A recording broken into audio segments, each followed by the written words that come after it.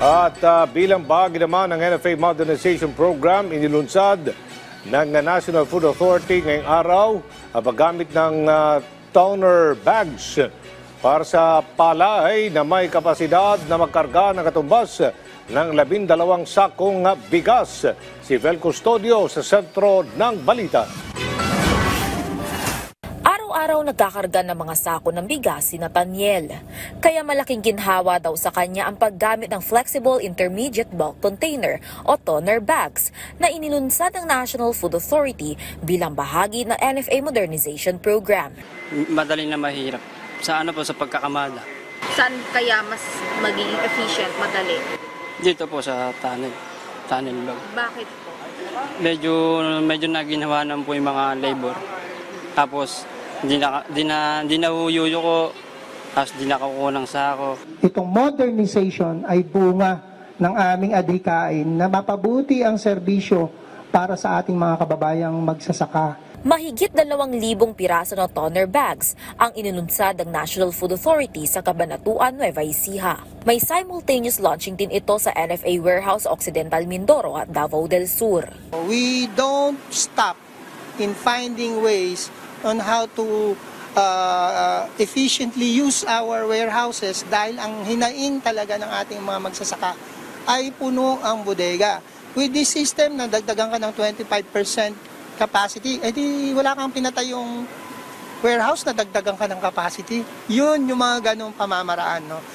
Ito yung pangkaraniwan na sako ng NFA kung saan mapapansin nyo mas marami yung mga holes sa pagitan niya. Kaya mas makain siya sa space kumpara dun sa bagong nilaunch ng NFA na toner bags. Katumbas ito ng 100 sako ng palay at mas konti rin yung hole sa pagitan. Mas intact kaya mas space saving.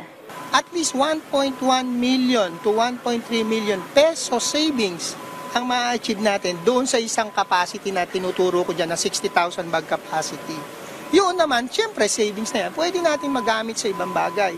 Pwedeng pambili ulit ng palay, pwedeng panggasto sa milling, panggasto sa drying, and many more. Bukod sa menos gastos at space saving, mas ligtas din ito mula sa epekto ng klima na nakakapagpabilis sa pagkabulok ng mga palay. Actually, pag nag-use ka ng toner bag, dahil mas makapal yan, yung palibot niyan, mas napipreserve ang quality actually. Yung fluctuation ng moisture content niyan, taas, baba, hindi gaano kasi halos makapal, hindi masyado, lesser ang effect ng environment, yung moisture ng environment sa kanya compared to this. Bukod dito, bilang parte ng NFA Modernization Program, paparamihin din ng NFA ang mga drying facilities sa mga bodega ng NFA. Mula sa kasalukuyang 12% drying facilities, target gawing 100% na ang patuyuan ng palay sa katapusan ng 2026. Samantala, target na ng ahensya na makapamili na ng storm damage palay ngayong buwan para maiwasan ang pambabarat at pagkalugi ng mga magsasakang apektado ng kalamidad.